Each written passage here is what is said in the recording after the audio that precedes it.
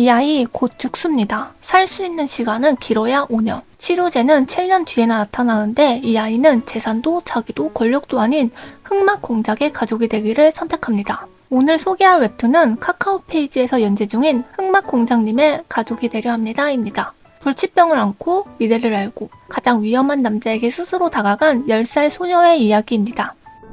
안녕하세요. 웹툰을 소개하는 채널 일일일툰입니다. 그럼 바로 이야기 시작해볼게요. 저는 이 웹툰을 읽으면서 초반에 헷갈리는 부분이 하나 있었습니다.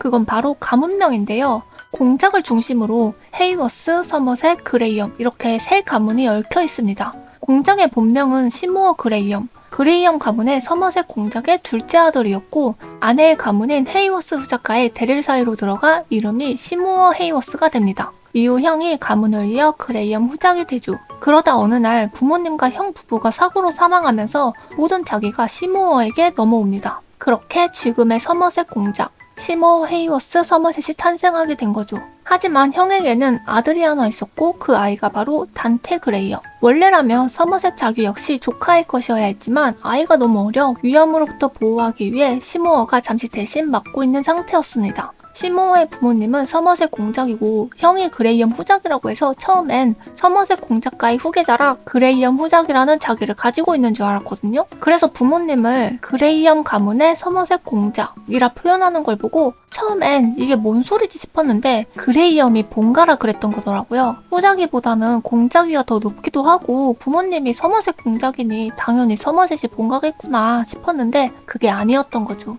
그래서 저는 이 부분이 처음엔 좀 헷갈렸습니다. 그리고 혹시 이 부분에서 저와 같은 생각을 했었던 분 계실까요? 저는 이 웹툰의 첫 페이지 보자마자 끝났다 생각했습니다. 안경 쓴 미남캐, 자세까지도 완벽한 완전 내 스타일. 저는 이 부분에서 좀 오래 머물렀습니다. 그리고 댓글 보니까 주인공 아기가 공작딸 아니냐는 말이 많던데 저도 슬쩍 한 표 던져봅니다. 왜냐면 시모어랑 눈색이 같고 머리색은 그의 아내와 같거든요. 그래서 이 부분이 궁금해서 소설을 볼까 했지만 일단 참았습니다. 다시 본론으로 돌아가 어느 날 장모인 헤이워스 대부인이 보육원에서 한 여자아이를 데리고 옵니다. 그리고 시모어 공작에게 키우라고 하죠. 그 아이가 바로 주인공의 로이나입니다. 전생의 기억을 갖고 있는 빙의자이기도 하죠. 대부인이 아이를 키우라며 데리고 오기는 했지만 공작에게는 조카가 있기에 키울 수 없다며 단호히 거절합니다. 하지만 로이나에게는 공작 옆에 붙어있을 수밖에 없는 이유가 있었는데 사실 로이나는 백합병이라는 불치병을 갖고 있어 길어야 5년밖에 살 수 없는 몸이었습니다. 그런데 그 백합병의 치료제가 공작 손에 들어온다는 사실을 전생의 기억을 통해서 알고 있었죠. 그래서 병을 치료하기 위해 공작 곁에 있다가 치료제를 얻을 계획이었습니다. 대부인의 말에 절대 안 넘어오는 공작을 꼬시기 위해 로이나는 아이의 귀여움과 순수함을 어필하죠.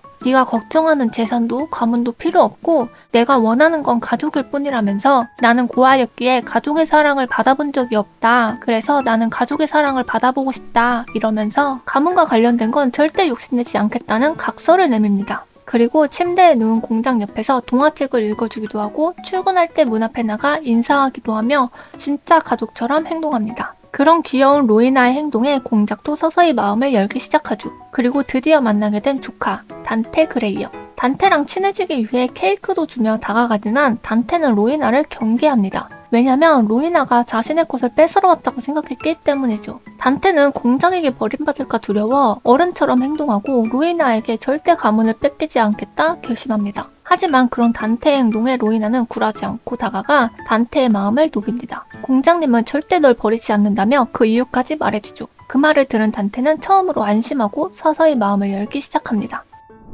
흑막 공장님의 가족이 되려 합니다는 죽음을 아는 아이가 살기 위해서 그리고 사랑받기 위해서 선택한 이야기입니다. 그리고 가장 차가운 흑막이 가장 작은 손에 의해 무너지는 이야기이기도 하죠. 여러분은 로이나의 선택 어떻게 보셨나요? 댓글로 생각 남겨주시고 이런 웹툰 리뷰가 좋았다면 구독과 좋아요 부탁드립니다. 그럼 지금까지 일일일툰이었습니다.